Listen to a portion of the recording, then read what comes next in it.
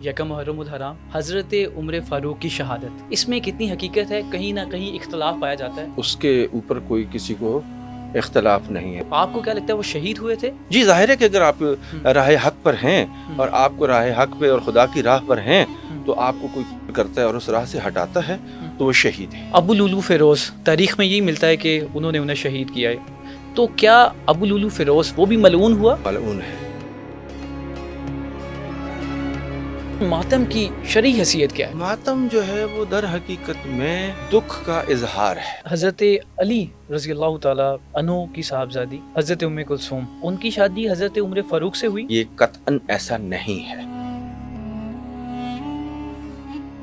ہمارے پاس مستند تاریخی حقائق و واقعات ایسے موجود ہیں کہ جس سے یہ شادی بالکل بنتی ہی نہیں ہے۔ کیسے بنتی نہیں ہے یہ شادی؟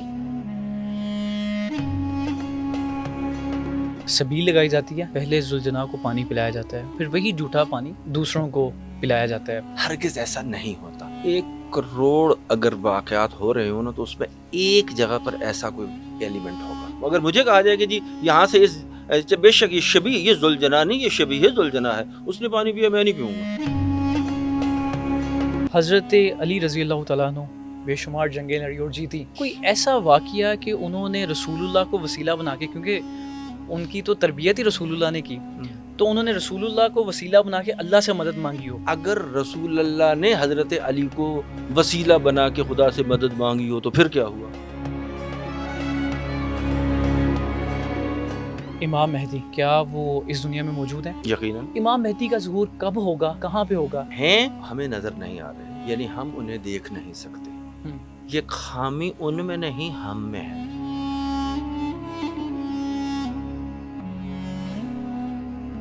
کالا سوٹ پہنا محرم میں وہ مناسب نہیں ہے، کچھ تو اس کو کہتے ہیں کہ جہنمی کا لباس ہے۔ بنی عباس کا یہ لباس تھا۔ اب یہ لباس جو ہے وہ بنی عباس تو کسی کے ذہن میں نہیں آ رہے نا۔ کوئی پہنتا ہے ویل اینڈ گڈ، اگر کوئی نہیں پہنتا تو وہ خدا نخواستہ امام حسین کا دشمن نہیں ہے۔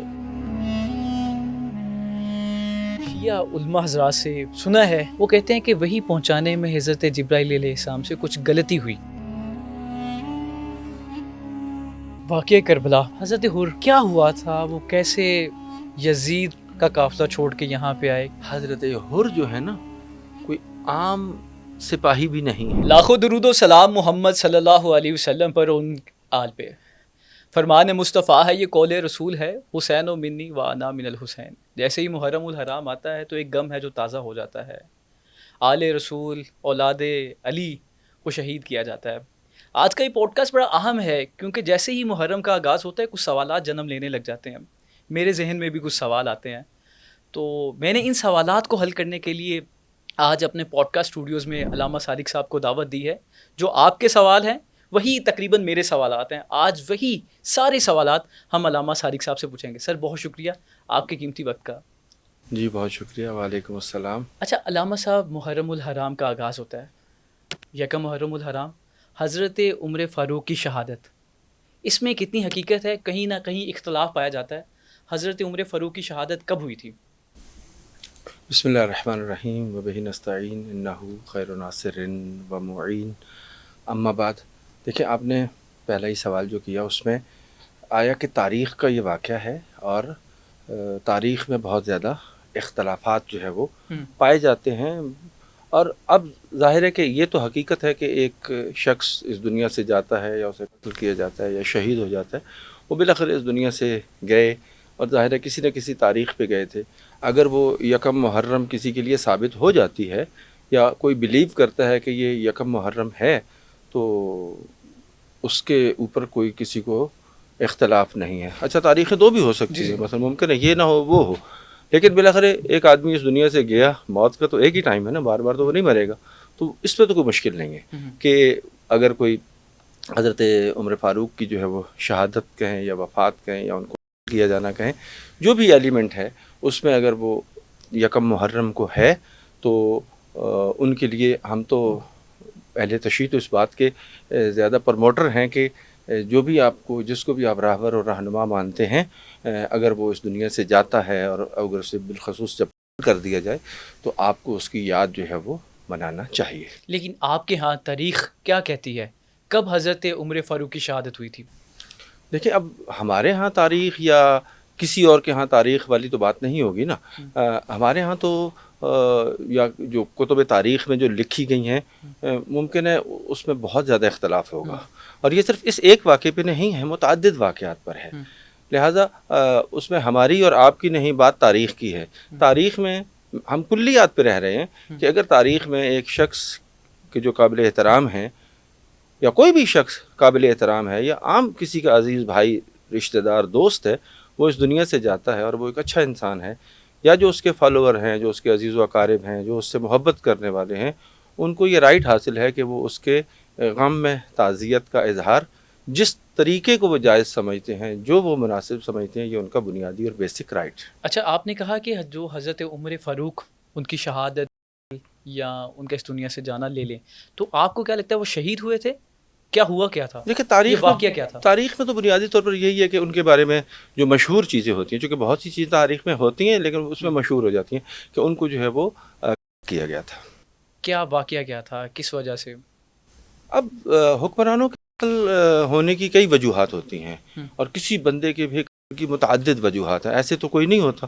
اور پھر یہ بھی نہیں ہوتا کہ بعض دفعہ ان وجوہات کے پیچھے سو مینی ایلیمنٹس ہوتے ہیں. بعض دفعہ کو ابھارا جاتا ہے، بعض دفعہ جو ہے وہ اس کا خود کچھ یعنی جیسے عام روزمرہ کے زندگی میں جو قتل ہو رہے ہیں یا تاریخ میں کسی بھی انسان کا جو قتل ہوتا ہے، اس پر اس کے متعدد اسباب ہو بھی سکتے ہیں اور ہوتے ہیں، جس کی بنیاد پر جو ہے وہ قتل کیا گیا. اب جس شخص نے قتل کیا گیا، میں کوئی اس پہ کوئی اتنی زیادہ میں نے ڈیٹیل سے وہ نہیں کیا ہوا کہ جی ان کا کیا اس کے اغراض و مقاصد تھے یا وہ کیا چاہتا تھا. لیکن یہاں پہ یہ ہے کہ اگر کسی نے کسی کو قتل کیا ہے، اور فرض کریں اگر دینی اور روحانی بنیادوں پر، اس کا معنوی بنیادوں پر اس نے کیا، تو اسے کوئی اس سے شدید تکلیف ہوگی. اور اگر اس نے وہ اس کو کیا ہے تو کسی کا اقدام کرنا چاہے. اور شہادت، ہم انہیں شہادت میں کہیں گے نا، شہید ہوئے. جی ظاہر ہے کہ اگر آپ راہ حق پر ہیں اور آپ کو راہ حق پہ اور خدا کی راہ پر ہیں، تو آپ کو کوئی کرتا ہے اور اس راہ سے ہٹاتا ہے تو وہ شہید ہے. ابو لولو فیروز، تاریخ میں یہی ملتا ہے کہ انہوں نے انہیں شہید کیا ہے، تو کیا ابو لولو فیروز وہ بھی ملعون ہوا؟ دیکھیں، جو بندہ کسی بھی بندے کو ناحق کرتا ہے، ٹھیک ہے، وہ کیا ہے، وہ ہے اور وہ ملعون ہے. نہیں، میں سادہ الفاظ میں پوچھنا چاہ رہا ہوں، تو وہ ملعون ہے ابو لولو فیروز؟ دیکھیں میں پھر وہی عرض کر رہا ہوں کہ میں صرف سادہ سا پوچھنا چاہ رہا ہوں. قتل کر دیا نا انہوں نے، شہید کر دیا حضرت عمر کو، تو وہ ملعون ہوا؟ دیکھیں میں پھر وہی کہہ رہا ہوں کہ جو ابو لولو فیروز ہے، اگر انہوں نے کیا ہے، ٹھیک ہے، اور یہ ثابت ہوتی ہے بات، اور تاریخ میں ایسا نقل موجود ہے، میں یہ نہیں اس کی نفی نہیں کر رہا کہ نقل موجود ہے، تو پھر وہ بندہ، اچھا ملعون ہم کسی کو کہتے ہیں تو ملعون کیا ہے؟ ملعون کی لعنت کی بھی تعریف کر لیں. لعنت کی تعریف، اچھا لعنت ایک ایسا عمل ہے کہ جو خود لعنت اللہ علی الکاذبین، خدا بھی اس کام کو کرتا ہے، ٹھیک ہے، یہ کوئی خدا نہ خواستہ بری بات نہیں ہے. اچھا اب لعنت کیا ہے؟ خدا کی رحمت سے دوری اور اس کے کردار سے بیزاری. یقیناً جس بندے نے حضرت عمر کو کیا، حضرت عمر کے جو چاہنے والے ہیں یا اس بندے سے وہ کیا کریں گے؟ بیزاری کا اظہار کریں اور اس کے کردار سے دوری کا اختیار کریں نا. تو لعنت جو ہوتی ہے وہ یعنی کہ حضرت عمر کو جس نے شہید کیا ہے اس پہ لعنت بھیجنی چاہیے. بے شک اس پہ بے شک بھیجنی چاہیے. ہاں. تو سر یہ ایران کا شہر ہے کاشان، ٹھیک ہے، ادھر ابو لولو فیروز اس کا مقبرہ بنا ہوا ہے، اور وہاں بہت سارے ایسے اہل تشیع کمیونٹی کے لوگ ہیں جو کہ وہاں جاتے ہیں. تو سر وہ تو ایک ہے، اس کے مقبرے پہ کیوں جایا جا رہا ہے؟ اچھا دیکھیں، پہلی بات یہ ہے کہ ہم نے لوگوں کی بات کرنی ہے یا مکتب کی بات کرنی ہے. لوگ تو جو ہیں وہ یزید کی قبر پہ، یزید کے لیے جو شام ہے اور باقی کتنے کتنے ایسے افراد ہیں جنہوں نے تاریخ میں مظالم کیے ہیں، ان کو اچھے الفاظ سے یاد بھی کرتے ہیں، ان کے اثرات بھی موجود ہیں. تو کسی کے جانے سے مکتب کے ساتھ تو اس کا کوئی کنسرن نہیں ہے نا، وہ تو فالوور ہے، وہ اپنے اعتبار سے جا رہا ہے. تو ہم نے دیکھا، تو سر یہ جو اہل تشیع کی کچھ کمیونٹی وہاں جاتی ہے، تو کیا وہ فالوور ہوئے ان کے؟ نہیں، دیکھیں اہل تشیع کی کمیونٹی میں بھی تو کوئی ایک بندہ تو نہیں ہے نا، اور متعدد قسم. تو یہ کون سی کمیونٹی ہے میں جو ابو لولو فیروز کے پاس جاتے ہیں؟ بھائی دیکھیں، ایک بندہ وہ ہے جو ممکن ہے اس خط پر ہو کہ اس بندے نے وہ کام کیا ہے کہ جو ٹھیک کیا ہے اور وہ اس کو صحیح سمجھ رہے ہیں. تو آپ کو کیا لگتا ہے وہ صحیح کیا تھا اس نے؟ دیکھیں ہم تو کہتے ہیں کہ کسی بندے کو بھی ناجائز کرنا نہیں ہم اس میں جائز ناجائز تو میں ویسے ہی کہہ رہا ہوں کہ حضرت عمر کی شہادت جو ہے وہ جائز ہے یا ناجائز سے ہٹ کے، کیا اس نے ٹھیک کیا تھا؟ غلط کیا. غلط کیا. تو جو اس کے مقبرے پہ جا رہے ہیں وہ بھی غلط کر رہے ہیں. تو جو اس کے مقبرے پہ جا رہا ہے وہ اپنے عمل کا خود جواب دار ہے. سر یہ کچھ اہل تشیع کمیونٹی کیوں جاتی ہے؟ میں صرف یہی پوچھنا چاہ رہا ہوں وہ کون لوگ ہیں؟ میں پھر وہی کہہ رہا ہوں کہ کمیونٹی کو ہم نے تو نہیں نہ دیکھنا، ہم نے تو دیکھنا ہے مکتب کو دیکھنا ہے. اچھا کئی ایسے، تو مکتب کیا کہتا ہے سر؟ مکتب نے تو قرآن ہے نا، مکتب اسلام ہے. اسلام تو کہتا ہے کہ کسی نے اگر کسی کو بے گناہ کیا، اس نے ایک جان کو قتل نہیں کیا، اس نے انسانیت کو. ابو مطلب کہ آپ یہی کہنا چاہ رہے ہیں سادہ الفاظ میں، جو ابو لولو فیروز ہے وہ ایک لعنتی ہے، ملعون ہے، وہاں نہیں جانا چاہیے. بے شک جو اگر اس بات کو جائز جسے ناجائز قتل اس کے عمل کو، جو بندہ اس کے عمل کو جائز نہیں سمجھتا، بالکل اس کو نہیں جانا چاہیے. اچھا سر، ماتم کی شرعی حیثیت کیا ہے؟ دیکھیں ماتم جو ہے وہ در حقیقت میں اپنے دکھ کا اظہار ہے، یہ سوگ کی ایک علامت ہے. ٹھیک ہے، کہ جس کی دین کے اعتبار سے، دین بہت سے معاملات میں کلیات کو بیان کرتا ہے، جو اس کی جزیات ہوتی ہیں اس کو وہ بیان نہیں کرتا، اور بیان کرنا بھی نہیں چاہیے کہ اس کا کام یہ نہیں ہے. مثلا دیکھیں نا قرآن مجید میں کلیات بیان ہوتی ہیں، حدیث میں حالات و واقعات کے ساتھ چلا جاتا ہے. تو یہ جو ہے کہ ماتم ہے تو یہ سوگ کی علامت ہے، یہ کسی کے ساتھ جو ہے وہ اظہار ہمدردی کرنا ہے، اور اپنے آپ کو اس کیفیت میں لے کے آنا ہے کہ میں اس سے غم زدہ ہوں، میں اس تکلیف کو محسوس کر رہا ہوں، اور میں اس تکلیف کا اظہار کر رہا ہوں. اچھا ماتم مختلف قسم کے ہوتے ہیں نا، بے شک. کچھ کوئلوں پہ چلتے ہیں، کچھ کما زنی کرتے ہیں، اس میں بھی زنجیر زنی بھی آ جاتی ہے. تو سر کیا اس کی فضیلت بھی بڑھتی جاتی ہے جتنا دکھ زیادہ پہنچایا جائے گا؟ نہیں، دیکھیں ایک ہے کہ جی کوئی بھی کام آپ کریں گے اس کے درجے ایکول نہیں ہوتے. حتیٰ آپ نماز پڑھیں کہ جو ایک نیک کام ہے، تو کیا نماز پڑھنے میں سارے نمازیوں کا ثواب ایک جیسا ہوتا ہے؟ ہرگز ثواب ایک جیسا نہیں ہوتا، بلکہ ثواب ان کی معرفت کی بنیاد پر ہوتا ہے. یعنی یہ نہیں، اور یہ متفقن علیہ بات ہے، یہ نہیں ہے کہ صرف شیعہ سنی کی میں بات کروں، یہ اسلام کے اندر یہی ہے کہ جو کسی کو بھی ثواب ملے گا وہ اس کی معرفت کی بنیاد پر جو ہے وہ ملے گا. اب اگر کوئی بندہ اظہار کر رہا ہے، اپنے عقیدت کا اظہار کر رہا ہے، تو وہ جس طرف سے جا رہا ہے وہ اس کا اور اس کا خدا بہتر جانتا ہے کہ اس کی نیت کیا ہے، اس کا ہدف و مقصد کیا ہے. بلکہ وہ دوسرے لفظوں میں اپنے لیے یہ شو کر رہا ہے کہ اس بندے کے لیے میں یہ کچھ کر سکتا ہوں، اور وہ اس کی اپنی پسند اور ناپسند کے ساتھ ہے. یعنی ماتم دین نے کو کوئی حد ثواب کی معین، نیت سے بھی کیا جاتا ہے؟ جی یقیناً ثواب، جو کام بھی ماتم عبادت، ثواب ہے، ماتم ثواب ہوگا. ماتم ثواب ہی ہے، قربتاً اللہ ہم اس کو کر رہے ہیں. ماتم کو جو ہے وہ ہم تقرب الہی، چونکہ یہ میں اس ماتم کے نتیجے میں اس شخصیت کے ساتھ جوڑ رہا ہوں، اور وہ شخصیت زنجیر زنی کا کم ہوگا، یہ ہاتھ کا کم ہوگا، پھر زنجیر زنی کا اس سے زیادہ، پھر کما زنی کا اس سے زیادہ. یہ میں نہیں کہہ رہا کہ اس میں درجے ہیں، یہ نہیں ہے. یہ اپنا اپنا ہر بندے کا اظہار ہے، جو اس اظہار کو کر رہا ہے وہ اس کے لیے ہے، یہ اس کا اظہار ہے. شریعت نے ہمیں یہ نہیں کہا کہ جو اس طرح سے ان مراحل کو گزرتا جائے گا تو وہ یہ ہوگا، اس کا اس طرح سے درجہ ہوگا. وہ یہ ہے کہ جی آپ نے اظہار کرنا ہے. سر اگر کوئی ماتم کرتے ہوئے اس دنیا سے چلے جاتا ہے تو وہ شہید ہوگا، وہ کیا ہوگا؟ دیکھیں ماتم کرتے ہوئے اگر کوئی بندہ اس دنیا سے چلا جاتا ہے تو دنیا سے چلے جانے کا تو کوئی وقت کسی کے لیے متعین نہیں ہے نا. تو اگر وہ یہ ماتم کر، جو بندہ نماز پڑھتے ہوئے، جو بندہ عبادت کرتے ہوئے، اچھا عبادت کیا ہے؟ عبادت کا دائرہ صرف چند افعال اور اعمال کے اوپر نہیں ہے، بلکہ وہ خدا کی رضا کے لیے ہے. آپ میں خدا کی رضا کے لیے جو ہے وہ اگر شہید ہو جاتا ہوں، اور حدیث ہے، اور تمام مسلمان اس بات کی حدیث کو تسلیم بھی کرتے ہیں کہ ماتا علی حب آل محمد ماتا شہیدہ. ابھی اس نے ماتم نہیں کیا، ابھی کچھ نہیں کیا، اگر اس کے دل میں آل محمد کی محبت ہے تو وہ شہید ہے.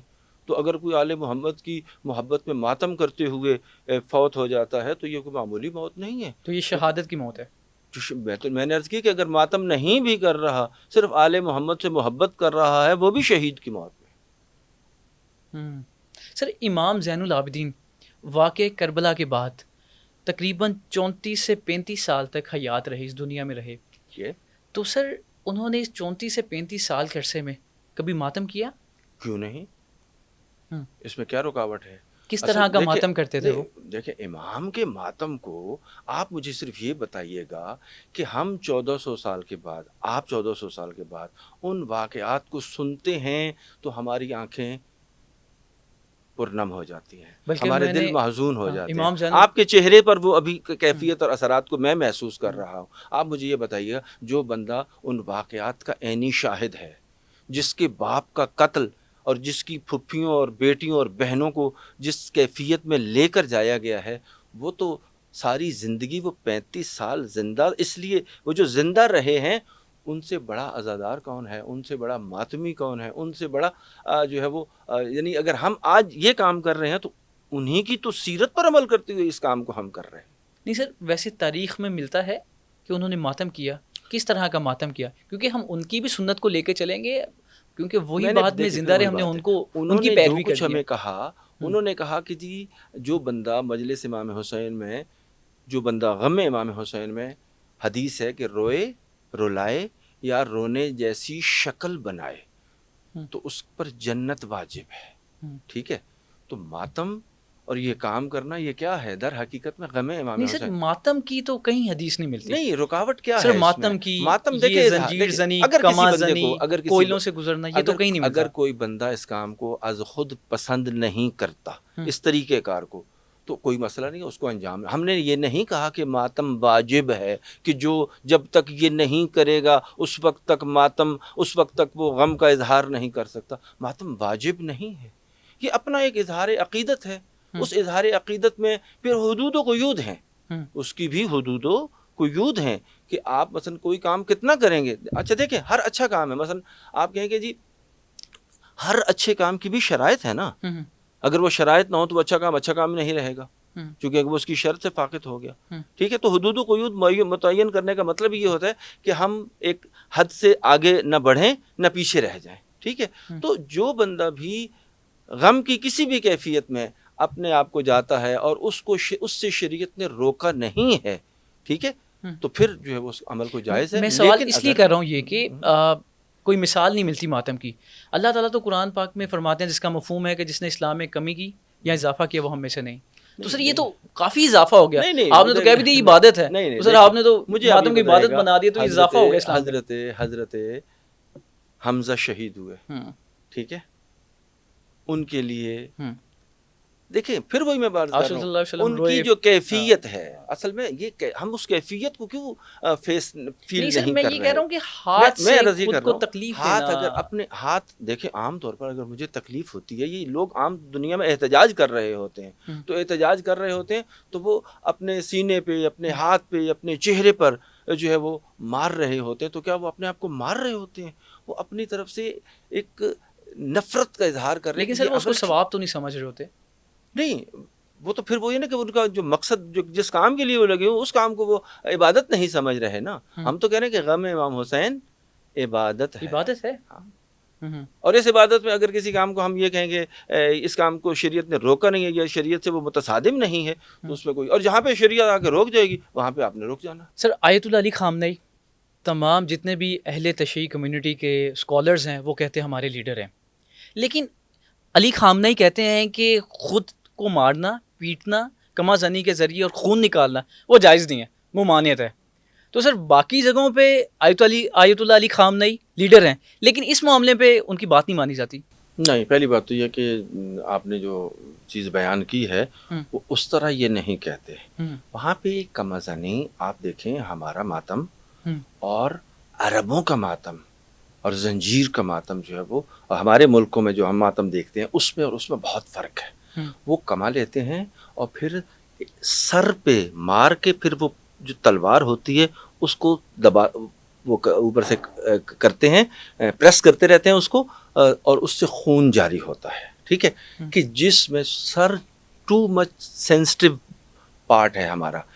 اچھا، اب سوال اس سے یہ ہے کہ شہید ہوا یا نہیں ہوا، یا وہ بندہ جو ہے وہ انہوں نے یہ، جس بندے نے یہ ماتم کیا، اچھا اس یہ آج کی بات تو نہیں ہے، ایک عرصے سے آ رہا ہے. آغا خامنئی صاحب کا جو فتویٰ تھا وہ یہ تھا کہ آپ کے اس عمل سے ویسٹ میں بالخصوص جو امیج جاتا ہے تشیع کا اور اسلام کا، اور ویسٹ کمیونٹی کو وہ جو جسے کہتے ہیں کہ دوری پیدا کرنے کے لیے اور اسلام سے دور ہٹانے کے لیے ایگزامپلس کے طور پہ کوڈ کرتے تھے کہ بھائی تم ان جیسے مسلمان بننا چاہتے ہو، اس کو دیکھنا چاہتے ہو، اور ویسٹ میں تو آپ کو پتہ ہی ہے کہ ذرا سا بلڈ اور یہ باتیں ہوں تو عام پبلک، البتہ جتنا ویسٹ نے خون بہایا اتنا کسی نے نہیں بہایا، لیکن جو عامت الناس ہیں وہ اس سے وہ ہوتے ہیں، تو اس سے کہتے ہیں اس سے آپ کی امیج ٹھیک نہیں جاتی۔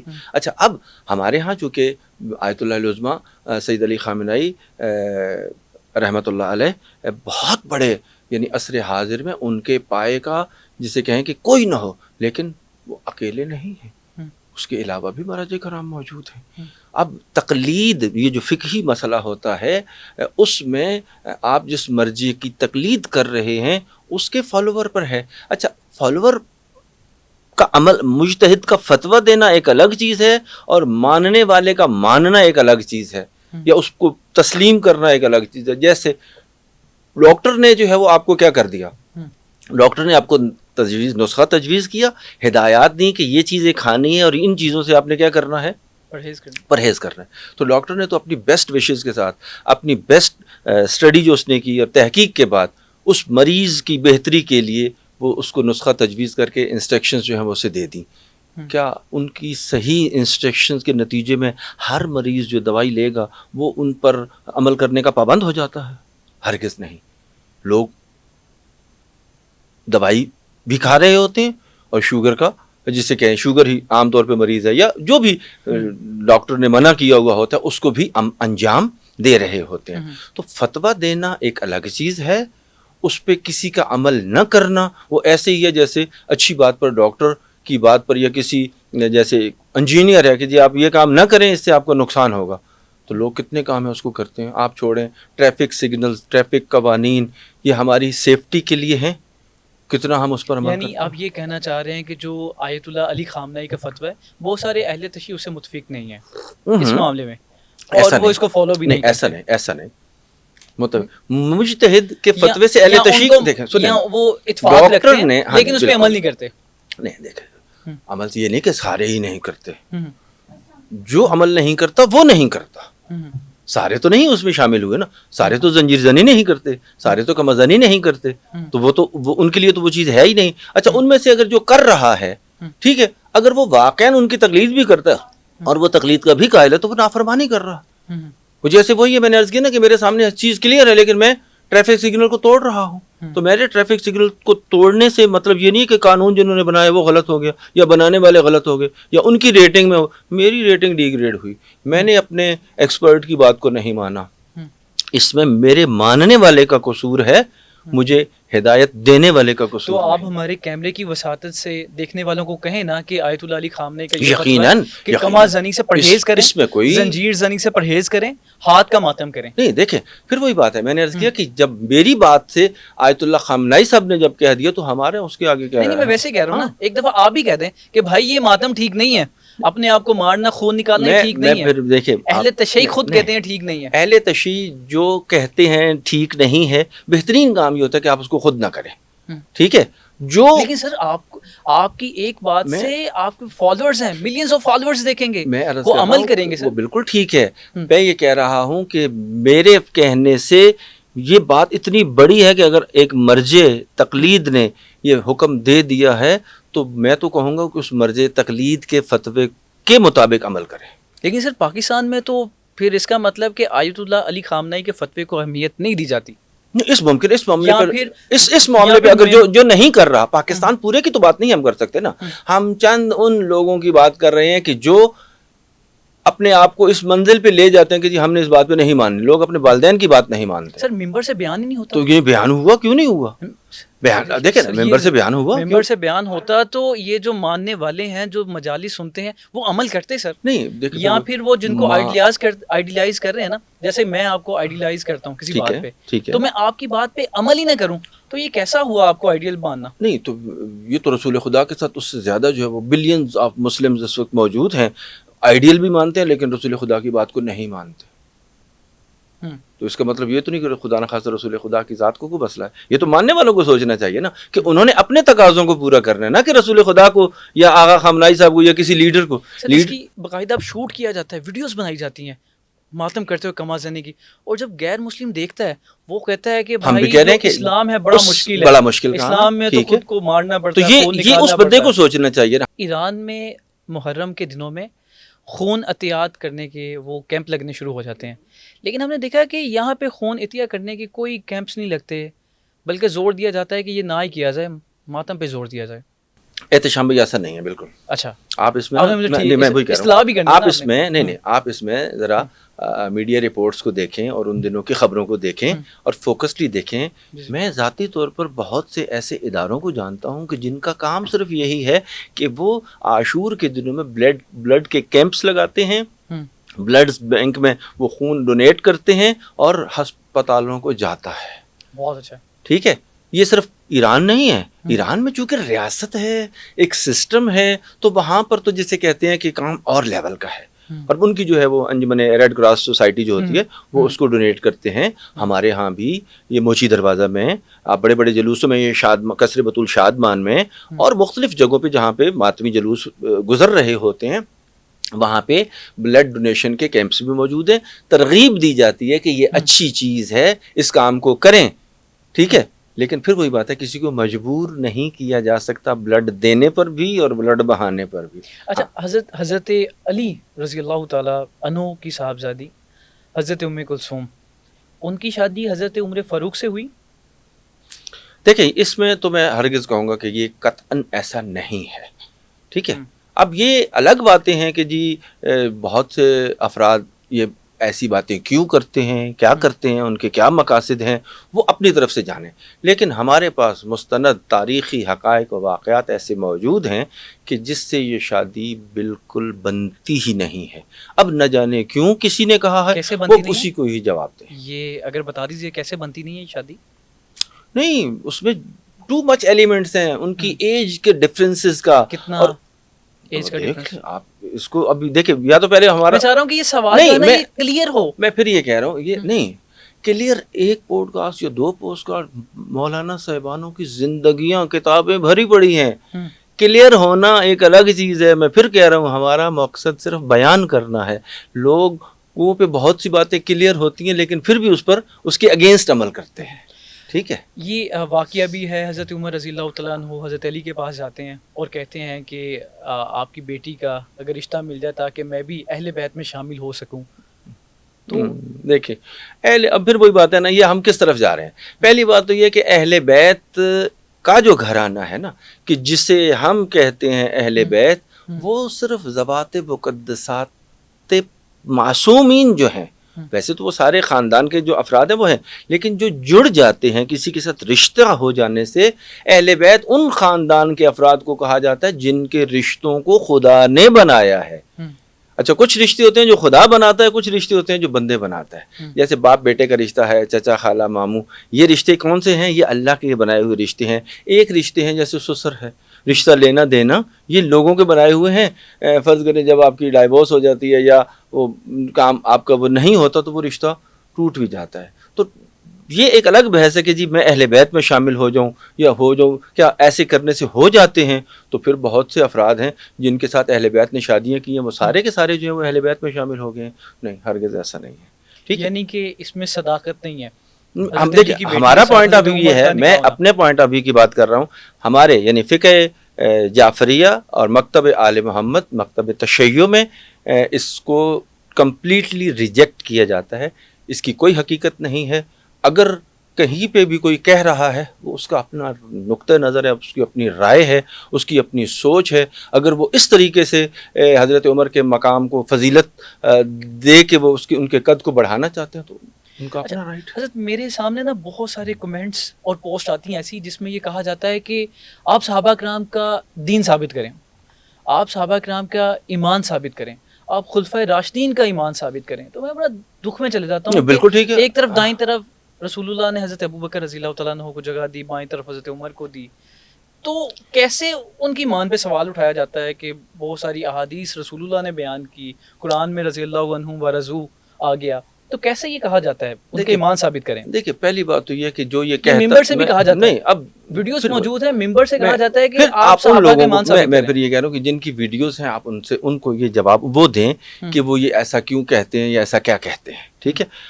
میں تو اس سوال کا جو ہے کہتے ہیں، ہم تو انہیں مسلمان سمجھتے ہیں، آپ تمام صحابہ کو مسلمان جی بالکل، جو بندہ بھی، اچھا دیکھیں، جو بندہ بھی کہے گا لا الہ الا اللہ محمد رسول اللہ، وہ دائرہ اسلام میں آ جاتا ہے. آگے مسلمانوں کے آگے مختلف ڈفرینٹ درجے ہیں, ٹھیک ہے نا. مسلمان بھی سمجھتے ہیں اور صحابی بھی سمجھتے ہیں. میرے کہنے سے صحابی کسی نے بننا نہیں, اور میرے کہنے سے کسی نے صحابی نے ریجیکٹ نہیں ہونا. صحابی کی ایک تعریف ہے کہ جو پیغمبر کے زمانے میں, جنہوں نے پیغمبر میں حیات پیغمبر میں پیغمبر پہ ایمان لائے اور ان سے ملے, ان کی صحبت اختیار کی, ان کے ساتھ رہے, وہ صحابی ہے.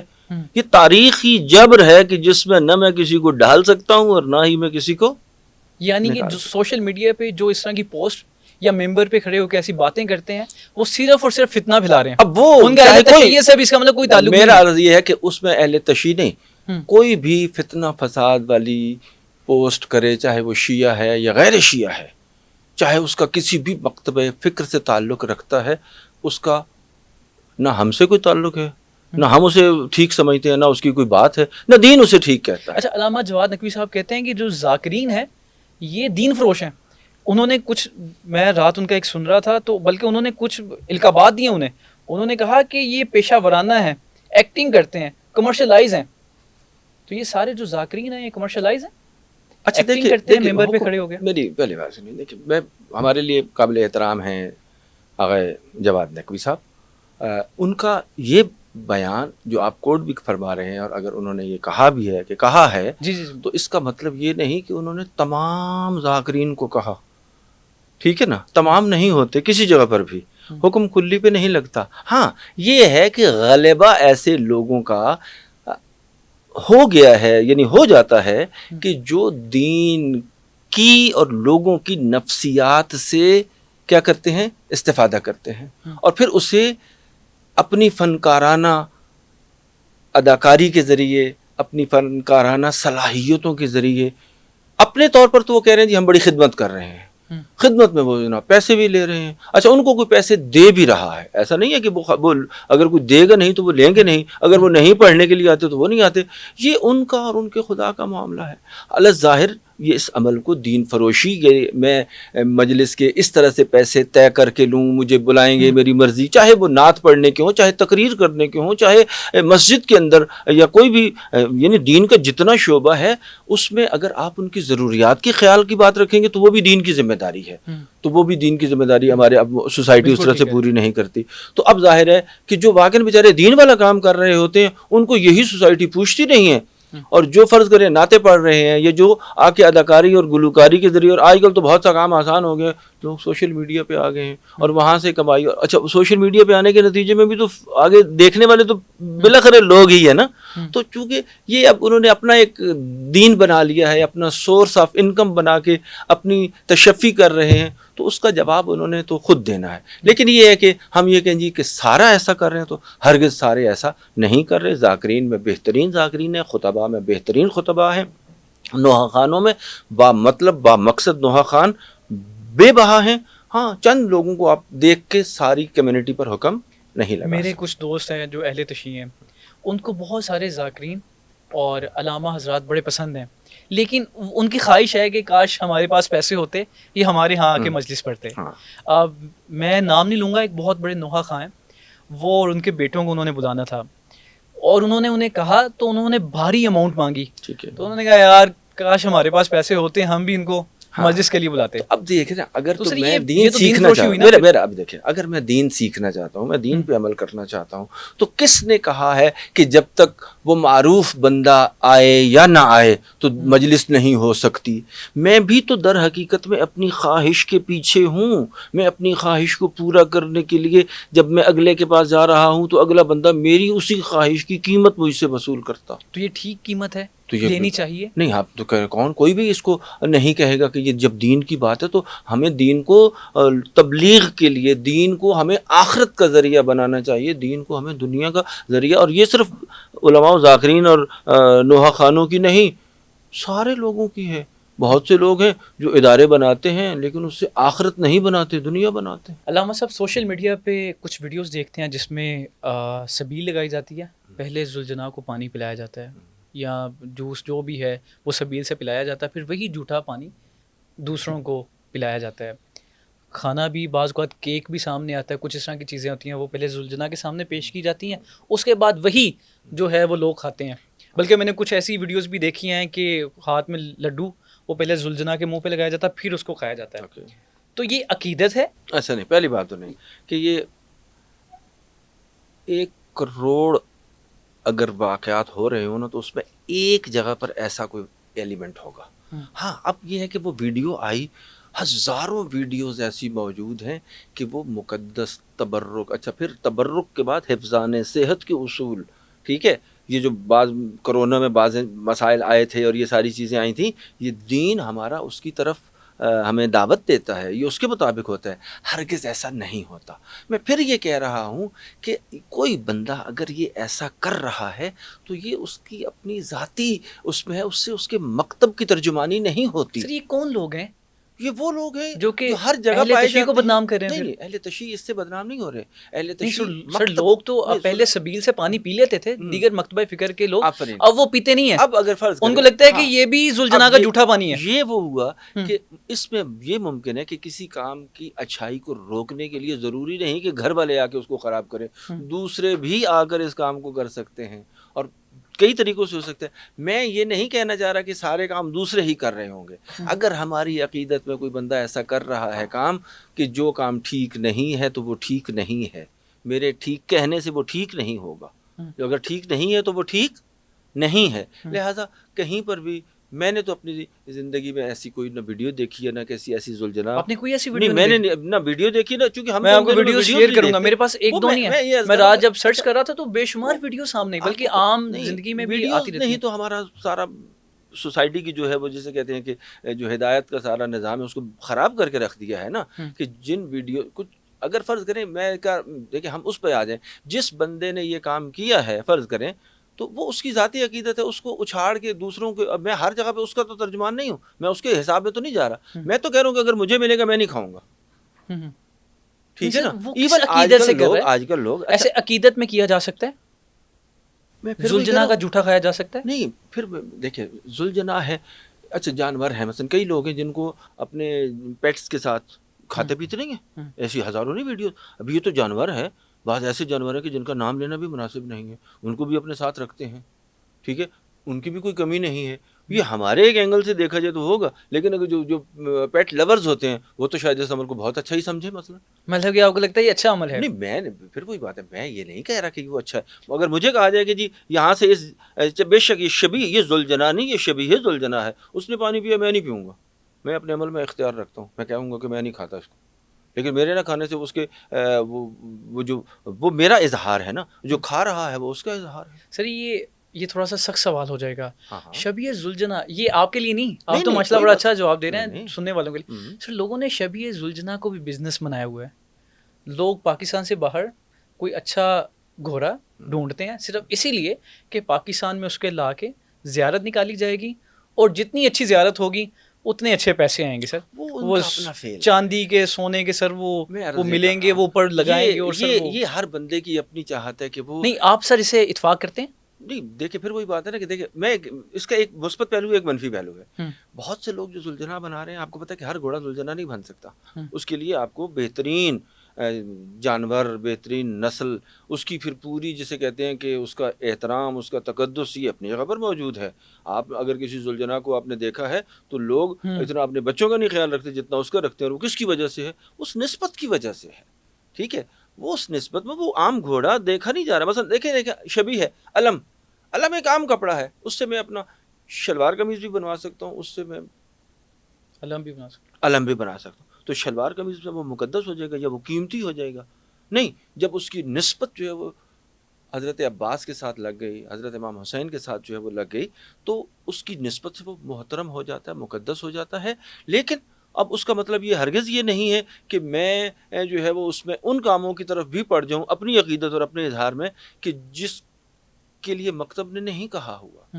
مکتب نے تو شبیہیں بنانے کے لیے انہوں نے کہا کہ آپ کے لیے تو میسج ہونا چاہیے، یہ شعار الہی ہے. نہیں سر، اس میں تو میں نے اختلافات دیکھے ہیں، لڑائیاں دیکھی ہیں کہ میرا ذوالجناح جو ہے وہ پہلے نکلے گا، اگر دوسرے کا نکلائے گا تو وہ تو سر اس کے ساتھ ناراض ہو جاتا ہے. بلکہ ہم نے تو بھی دیکھی ہے، یعنی اس کو بزنس کے تناظر میں دیکھا جاتا ہے. اگر جو اس کو بزنس کے عنوان سے دیکھتا ہے تو اس کا صلہ وہ بزنس کے عنوان سے ہی دنیا میں پالے گا، آخرت میں پھر اسے نہیں ملے گا. اب یہ تو اس کا اور اس کا خدا بہتر جانتا ہے. اور اگر آپ جن حقائق کو کہہ رہے ہیں ایسا ہے، یہ نہیں ہے کہ ایسا نہیں ہے، بالکل ایسا ہے، ایسا ہوتا ہے. ٹھیک ہے، اور جو ایسا کرتے ہیں وہ اپنے عمل کے خود ذمہ دار ہیں، اس سے دین مکتب کا جو ہے وہ کوئی کنسرن نہیں۔ سر یہ جو زلجنا کا گھوڑا ہوتا ہے، جی جی، یہ کیسے اس کا تعین کیا جاتا ہے کہ یہ بہتر ہوگا؟ کیا وہی نسل ابھی تک چلتی آ رہی نہیں ہے وہ تو یا پھر کوئی قطعاً نسل بھی لے ایسا لیں نہیں ہوگا، اور اس کو آپ کھلا ایسا نہیں کے ہو یا سکتا، بڑا ایسا کر کے نہیں آپ ہو اس کی سکتا۔ ہاں، حفاظت کریں؟ یہ نہیں ہو سکتا کہ وہی نسل کا گھوڑا ملے، بہت بعید ہے پہلی بات۔ ابھی ہے پاکستان میں کسی کے پاس وہ نسل آئی ڈونٹ تھنک کہ ایسا ہو، یا بہت دنیا میں مشکل کسی ہے۔ کے یعنی پاس ہے؟ انسانوں کی نسل تو جسے کہتے ہیں وہ محفوظ ہے، لیکن یہ کہ جانوروں کی بھی اتنی ہی محفوظ ہو، میں تو مطلب میرا تو نالج جتنا بھی ہے وہ یہ سمجھتا ہے کہ یہ پاسبل نہیں ہے کہ جی اسی گھوڑے کی نسل در نسل، سادات کی نسل دیکھیں انسان کتنے ہیں، انسانوں میں سے صرف جن کی نسل جو ہے وہ ثابت ہے وہ صرف اور صرف سید ہیں، اور سیدوں کا شجرہ نسب ہے، اور الحمدللہ جو سادات واقعاً سید ہیں ان کے پاس اپنا شجرہ موجود ہے۔ انسانوں کی حد تک تو یہ بات مانی جا سکتی ہے، جانوروں کی حد تک نہیں۔ ہاں لیکن یہ کہ بیسٹ نسل کا ہونا، بیسٹ نسل کا ہونا مطلب اس میں ایبلٹیز کا ہونا، ٹھیک ہے، اور اگر نہیں بھی ہیں آپ اس کی ٹریننگ کر دیتے ہیں تو وہ بیسٹ ہو جاتا ہے۔ سر میں کچھ ذاکرین کا سن رہا تھا، انہوں نے کہا کہ جو شبیہ زلجنا ہوتی ہے اس کے اوپر سوار موجود ہوتا ہے ہمہ وقت، لیکن وہ ظاہری آنکھ سے نظر نہیں آتا۔ کیا واقعتاً وہ سوار موجود ہوتا ہے، اور وہ سوار کون ہوتا ہے؟ دیکھیے پہلی بات تو یہ ہے کہ میں اس سے پہلے ایک اور مسئلہ ہے جو عام طور پر ہمارے ذہنوں میں آتا ہے، بیان ہوتا ہے اور لوگ اس کو نہیں سمجھتے۔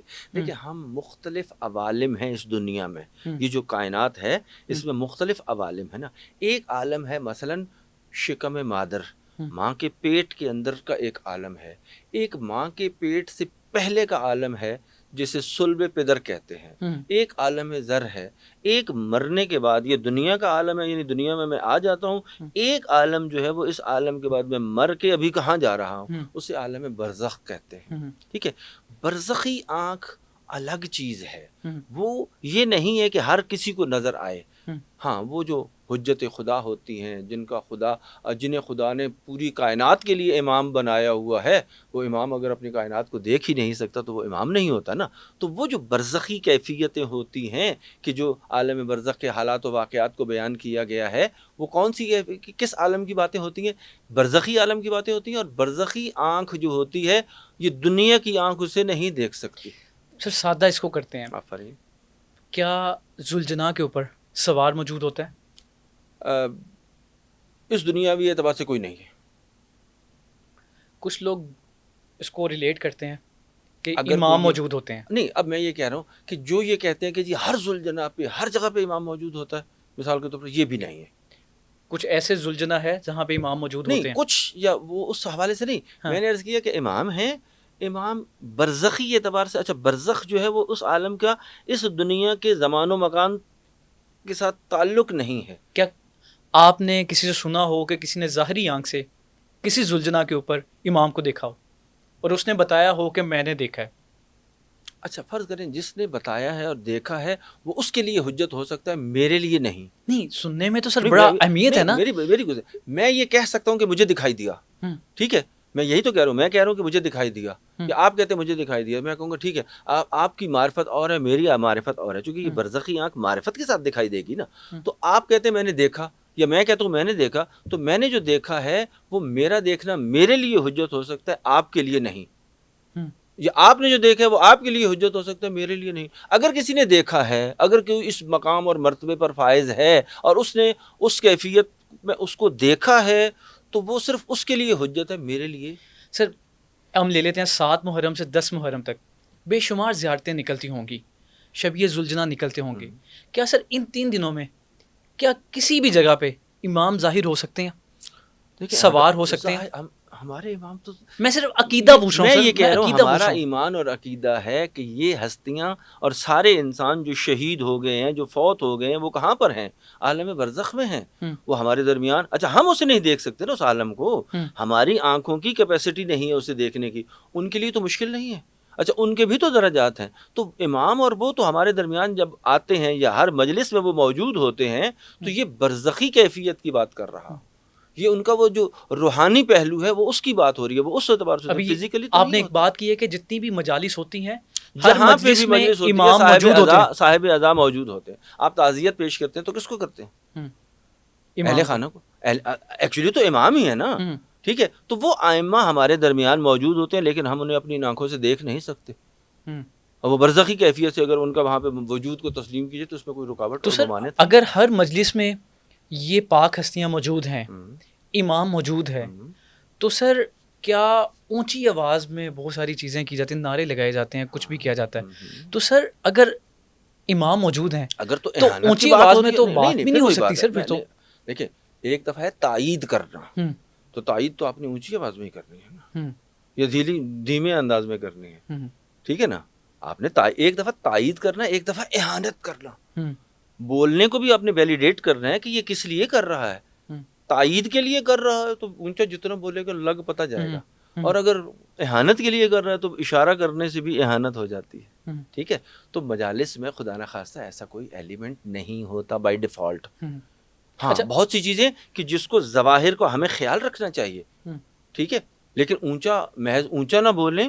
اونچا نہ بولنا یہ ہے، اونچا نہ بولنے کی بھی پھر اپنی آگے توجیحات ہیں. ہوں آپ اسے تائید کر رہے ہیں یا ویلیڈیٹ کر رہے ہیں. علامہ صاحب میں نے سنا ایک خاتون سے، انہوں نے کہا کہ میرے اولاد نہیں ہو رہی تو میں 10 محرم کے روز جو امام علی اصغر کا جگلہ ہے وہاں منت مانگنے جاؤں گی تو مجھے اولاد ہو جائے گی. تو سر کیا ایسے جولہ علی اصغر ان سے اولاد مانگنا جائز ہے؟ کیونکہ اللہ تعالیٰ تو قرآن پاک میں کچھ اور فرماتے ہیں. اللہ تعالیٰ تو کہتے ہیں قرآن میں کہ آسمانوں اور زمین کی بادشاہی اللہ کے لیے، وہ جو چاہتا ہے پیدا کرتا ہے، جسے چاہتا ہے بیٹیاں دیتا ہے، جسے چاہتا ہے بیٹے دیتا ہے. یعنی اولاد اللہ تعالیٰ نے کہا کہ میرے بس میں ہے. ٹھیک ہے. تو سر آپ جھولے سے اولاد مانگ رہے ہیں، کیا یہ مناسب ہے؟ اس کو ہم شرک کہیں گے، کیا کہیں گے؟ شرک ہم اس وقت کہیں گے جب اسے ہم خدا کے مقابلے میں لے کر آئیں. لیکن اگر خدا کے مقابلے میں نہیں ہے، میں سمپل سی ایگزامپل دے رہا ہوں. یہ ٹی وی اسٹیشن یا یہ ادارہ، اس کا کوئی ہیڈ، کوئی باس، کوئی مالک ہوگا. آپ خود ہو سکتے ہیں، کوئی دوسرا بھی ہو سکتا ہے. ٹھیک ہے. انہوں نے آپ کو یہاں پہ اس پوڈ کاسٹ کو اور اسٹاف کو یہ انوائرمنٹ دیا کہ آپ اس کام کو کریں. ٹھیک ہے. تو آپ جو کام کرتے ہیں تو آخر میں وہ کس کا کام شمار ہوتا ہے؟ ٹی وی کا، ٹی وی آنرز کا ہوتا ہے، مالک کا ہوتا ہے. اچھا اگر آپ یہ کہا جائے کہ جی آپ مالکوں کی اجازت کے بغیر کر رہے ہیں، مالکوں کا اس سے کوئی کنسرن نہیں بلکہ آپ خود مالک ہیں، تو آپ کو تو یہاں پہ کوئی ٹکنے بھی نہیں دے گا. ایسا ہی ہوگا نا، کیونکہ بھائی اگر آپ خود مالک ہو تو یہاں سے جاؤ. اسی لیے ہم کہتے ہیں کہ اگر آپ وسیلہ سمجھ کے مانتے ہیں، وسیلہ بنا کے مانگتے ہیں تو کوئی حرج نہیں ہے. نہیں سر اس میں وسیلہ تو نہیں ہے نہیں کہ آپ سیدھا جاتے ہیں اور کہتے ہیں کہ یہ میں جھولا مجھے اولاد دے گا. میں یہ عرض کر رہا ہوں، نہیں، جھولا اولاد دے گا سے مراد کیا ہے؟ دے گا سے مراد یہ ہے کہ جیسے آپ ہیں، میں تو آیا ہوں نا تو آپ سے مل رہا ہوں، میں تو مالکوں کو نہیں مل رہا نا. ٹھیک ہے. لیکن میں جب آپ سے مل رہا ہوں، آپ نے میرا اگر کام کیا، یہ کسی بھی دفتر میں جاتے ہیں، ایک بندے نے کام کیا تو لوگوں نے کہا کہ بھائی آپ فلاں صاحب کے پاس جاؤ، اس کا وہ آپ کا کام کر دے گا. اچھا سر اگر میری مالک کے ساتھ سیدھی رسائی ہے تو میں بیچ میں کیوں کسی کو ڈالوں؟ آفرین. اگر رسائی ہے، مجھے یہ بتائیے گا کون یہ دعویٰ کر سکتا ہے کہ اس کی خدا کے ساتھ رسائی ہے، جبکہ خدا نے ہدایت جو بندے تک، دیکھیں خدا کی پاور زیادہ ہے یا بندے کی پاور زیادہ ہے؟ خدا کی پاور زیادہ ہے. خدا نے بندوں کی ہدایت کے لیے نبی بھیجے یا نہیں بھیجے؟ لیکن ساتھ میں یہ بھی کہہ دیا کہ میں تمہاری شہرک سے زیادہ قریب ہوں. میں یہی تو عرض کر رہا ہوں نا. آپ نے کہا نا، میں یہ کہہ رہا ہوں کہ خدا ڈائریکٹ ہم ساروں کو نبیوں کے بغیر بھی اجازت ہدایت دے سکتا تھا یا نہیں تھا، لیکن اس نے بہترین کام یہ رکھا کہ بھائی میں دے سکتا ہوں، تم میں ہدایت لینے کی کیپیسٹی نہیں ہے، لہٰذا میں نے قرآن کے ذریعے، میں نے انبیاء کے ذریعے، میں نے اولیاء کے ذریعے آپ تک ہدایت کے پیغام کو بھیجا ہے. جب وہ اعلیٰ اولیاء کے لیے ذریعہ تو نہیں بھیجا نا ہدایت، وہ تو انبیاء کے بعد ختم ہو گیا. انبیاء دیکھیں، انبیاء اور ائمہ جنہیں ہم کہتے ہیں وہ انبیاء کے مشن کے وارث ہیں، وہ ان کے جانشین ہیں. لیول کے ہادی ہے نا، وہ ہادی جو رسول کے مقابلے کا ہادی ہے ویسا تو نہیں ہے، جو امام کے درجے کا لیول کا ہادی ہے وہ تو نہیں ہے. دیکھیں ٹیچر ہوتا ہے نا، پرائمری میں پڑھانے والے، پریپ کے بچے کو پڑھانے کے لیے الگ ٹیچر ہوتی ہے، پرائمری کو پڑھانے کے لیے الگ ہوتا ہے، یونیورسٹی میں پڑھانے والا الگ ہوتے تو سارے ٹیچر ہیں. لیکن سادہ یہ سوال صرف جھولے سے ہم کیسے مدد مانگ سکتے ہیں؟ میری گزارش سنیں، میں جھولے کی بات نہیں کر رہا، میں تو صاحب جھولا کی بات کر رہا ہوں نا. تو ہم حضرت امام علی اصغر ہم ان سے حضرت اولاد مانگ علی رہے ہیں. اصغر، میں جب جھولے کے پاس جاتا ہوں تو میرے تصور میں وہ جھولا آتا ہے یا اس جھولے کا جو شہزادہ ہے وہ آتا ہے. شہزادہ علی اصغر آتے ہیں, تو شہزادہ ہم علی پھر اصغر، ان اچھا سے سنیں کہہ نا، رہے ہیں کہ اب اولاد آپ دیں. نے کہا شہزادہ علی اصغر آ رہے ہیں نا، تو جی جی. شہزادہ علی اصغر کو جب میرے ذہن میں آتی ہے بات، تو میں یہ نہیں دیکھتا کہ یہ 6 مہینے کا بچہ امام حسین کا وہ سپاہی ہے کہ جو جنگ حضرت عباس اور باقی شہیدوں نے اور مجاہدوں نے نہیں لڑی اور دشمن کو، اس ظالم ترین دشمن کو نہیں رلایا، اس کی شہادت نے اور اس کی وجود نے رلایا ہے. یہ کتنا بڑا بہادر ہے. تو پھر اس کا مطلب یہ ہے کہ میں حضرت علی اصغر کو دیکھ رہا ہوں تو میں پھر ناصر امام حسین کو دیکھ رہا ہوں. میں ناصر امام حسین اور مددگار امام حسین کو دیکھ رہا ہوں. تو در حقیقت میں وہ مددگار امام حسین خود دین ہیں، وہ خدا کے دین کے نمائندے ہیں. میں ان کو دیکھ رہا ہوں، اور جب میں حسین کو دیکھتا ہوں تو در حقیقت میں حسین کی جنگ کیا ہے؟ حسین تو خدا کا نمائندہ ہے نا. تو در حقیقت میں خدا کے ساتھ میں رابطہ کر رہا ہوں. تو یہ ایک سر مجھے کلیئر کریے پلیز. ہم جاتے ہیں امام علی اصغر، شہزادہ علی اصغر ان کے جھولے کے پاس، اندر شبیہ علی اصغر ان کو بنایا ہوا ہے. سر میں کیا کہوں گا؟ اولاد نہیں ہو رہی، میں کیا مانگوں گا، کیسے مانگوں گا؟ میں کہہ رہا ہوں کہ میں اگر یہ کہہ رہا ہوں نا کہ خدایا مجھے جناب علی اصغر کے واسطے میں بیسٹ الفاظ یہ ہے وسیلے سے کہ وسیلے سے مجھے اس اجڑی ہوئی گود کے صدقے میں مجھے اولاد دے، تو یہ خدا سے مانگنا ہے. صاحب ہم وسیلہ بنا کے مانگ رہے ہیں اللہ سے. ہاں. اگر میں اللہ کے ساتھ سیدھا ڈائریکٹ ہوں، مجھے یقین بھی ہے اللہ تعالیٰ بار بار مجھے کہہ رہے ہیں کہ تم مجھے کیوں نہیں پکارتے، قرآن پاک میں کہہ رہے ہیں میں تمہیں سننے کے لیے ہوں. تو سر ہم ڈائریکٹ اللہ سے مانگ کیوں نہیں رہے؟ میں یہ کہہ رہا ہوں کہ اس میں کوئی نفی نہیں ہے، اس میں کوئی نہیں ہے، لیکن یہ اللہ کے نمائندے ہیں، یہ اللہ کے آتھورائزڈ ڈیلر ہیں.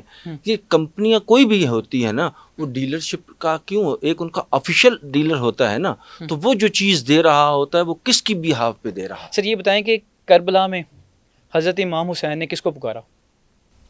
اب دیکھیں امام حسین نے لوگوں کو بھی پکارا، حل من ناصر ینصرنا، لیکن خدا کو پکارا، خدا مدد کے لیے خدا کو پکارا. نہیں، ان کے پاس اپنے نانا بھی موجود تھے. خدا سے مدد کو پکارے سے مراد کیا؟ خدا یہ دعا مانگ رہے تھے، خدا مجھے یہاں سے بچا لے، یہ تو نہیں مانگ رہے نا. پتا تھا کہ نہیں، وہ تو تیار ہو کے آئے تھے. میں یہی تو کہہ رہا ہوں نا، وہ اللہ سے یہ دعا مانگ رہے تھے کہ خدایا یہ بڑی مشکل اور تکلیف دہ لمحہ آ گیا ہے، خدایا تو میری مدد کر.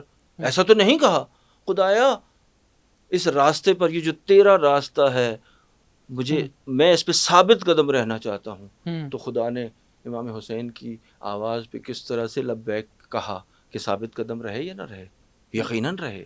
لوگوں کو بھی انہوں نے کہا کہ آؤ میری مدد کرو، یعنی میری مدد کرو کہ مجھے پانی پلا جاؤ، یا میری جو ہے وہ جان جو ہے وہ مجھے اس دشمن کے جو نرغے میں آ چکا، مجھے یہاں سے چھٹکارا چاہیے. نہیں بھائی، خدا کے دین کے لیے آ جاؤ، خدا کے دین کی حفاظت کرو، خدا کے دین کے لیے میری مدد کرو. سر مجھے صرف تھوڑا سا کلیئر کیجیے گا، حضرت علی رضی اللہ تعالیٰ عنہ بے شمار جنگیں لڑی اور جیتی، ٹھیک ہے، اور سر کوئی ایسا واقعہ کہ انہوں نے رسول اللہ کو وسیلہ بنا کے، کیونکہ ان کی تو تربیت ہی رسول اللہ نے کی، تو انہوں نے رسول اللہ کو وسیلہ بنا کے اللہ سے مدد مانگی ہو؟ کیونکہ ہم نے تو دیکھا کہ حضرت علی ڈائریکٹ اللہ تعالیٰ سے مدد مانگ رہے تھے، باب العلم.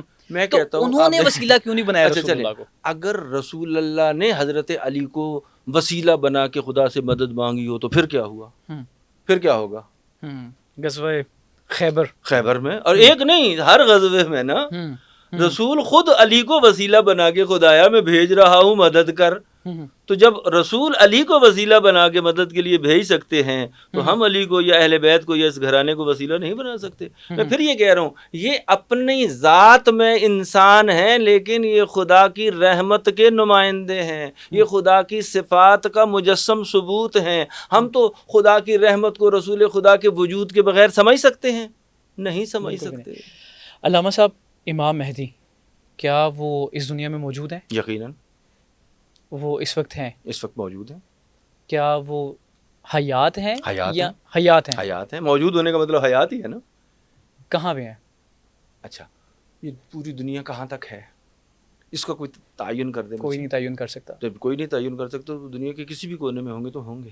اچھا وہ کیسے ہیں؟ اللہ کی قدرت سے.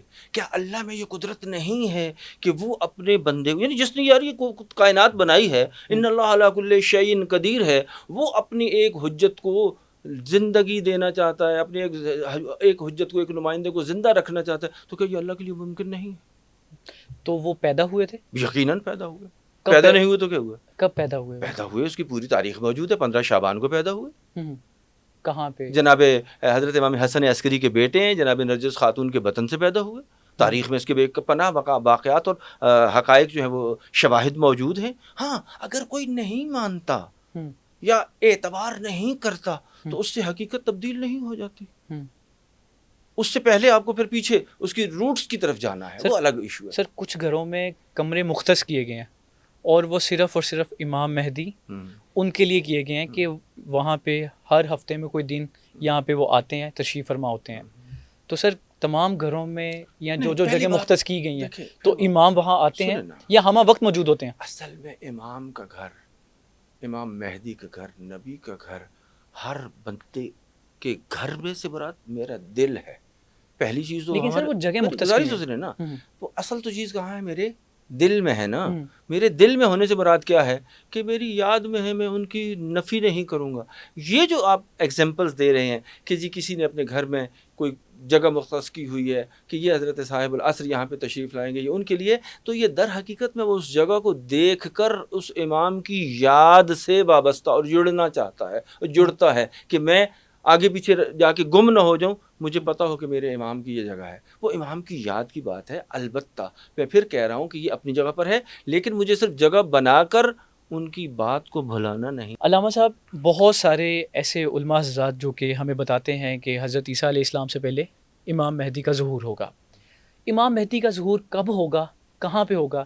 آپ کے مطابق تو وہ ہیں اس دنیا میں، ظہور کب ہوگا؟ ہاں دیکھیں، ہیں ہمیں نظر نہیں آ رہے، یعنی ہم انہیں دیکھ نہیں سکتے. یہ خامی ان میں نہیں، ہم میں ہے. اچھا ایک لمحہ ایسا آئے گا کہ خدا بند عالم کائنات میں انہیں بھی یہ حکم دے گا کہ آپ ہر بندے کے ساتھ، ہر بندہ آپ کو دیکھ سکے. وہ کب ہوگا؟ بِإِذْنِ اللہ ہوگا، جب اللہ کا حکم ہوگا. اب اللہ کا کب حکم ہوگا اس مصلحت کو اللہ جانتا ہے. دیکھیں قیامت آئے گی، کب آئے گی کوئی معین کر سکتا ہے؟ تو پہلے ہر مسلمان اگر قیامت پہ ایمان نہ رکھے تو مسلمان رہ سکتا ہے؟ بالکل بھی نہیں. اچھا چونکہ اس کا حکم اللہ کے ساتھ ہے، تو یہ کام اللہ نے کہا کہ یہ کچھ کام میں نے اختیار دیا ہے بندوں کو، لیکن کچھ پاورز میں نے اپنے پاس رکھی ہیں. ٹھیک ہے، تو یہ جو ظہور کی پاور ہے، یہ ظہور اس ہستی کے ذریعے ظہور ہوگا. اس ہستی کا جو ظہور ہوگا وہ اللہ کے حکم سے ہوگا، اور اللہ بغیر حکمت کے کوئی کام نہیں کرتا. جب اللہ کی مشیت ہوگی، جب اللہ کا ارادہ ہوگا، اس کے دنیا پہ اثرات ہیں، اس کے لیے ہمارے اوپر ذمہ داریاں عائد ہوتی ہیں. یہ نہیں ہے کہ ہم اللہ پہ چھوڑ کے تو اپنے کاموں کو چھوڑ دیں. ہمارے فرائض ہیں، ہم اپنے پورے کریں، لیکن آخری فیصلہ کس کا ہے؟ اللہ تعالیٰ کا.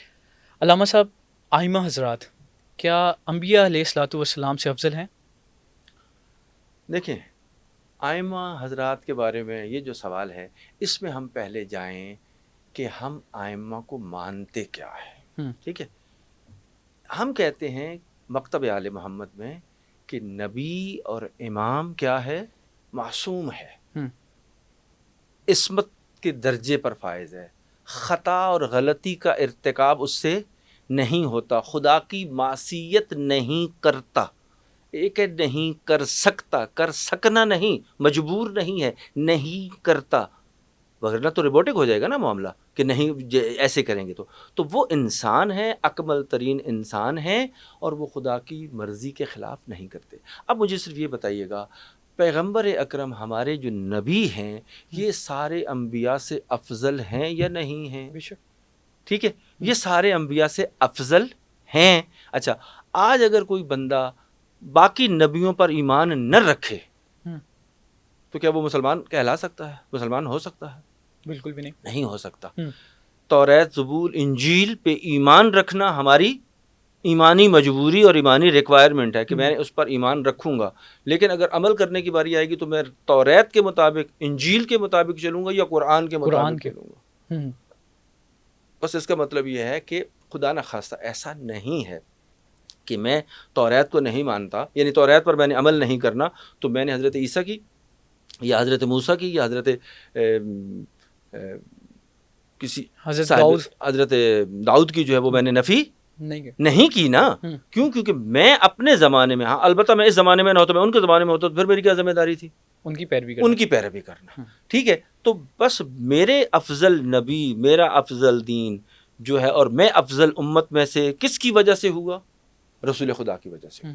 اب رسول خدا یہ فرماتے ہیں، اب جو رسول خدا خاتم الانبیاء ہیں اور اسلام کے بعد ان الدین عند اللہ الاسلام، ٹھیک ہے، کوئی اور نبی آنے والا نہیں، اس نبی کے جو آنے والا نہیں ہے اس دین نے تو باقی رہنا ہے، اس دین کی حفاظت کے لیے امامت ہے.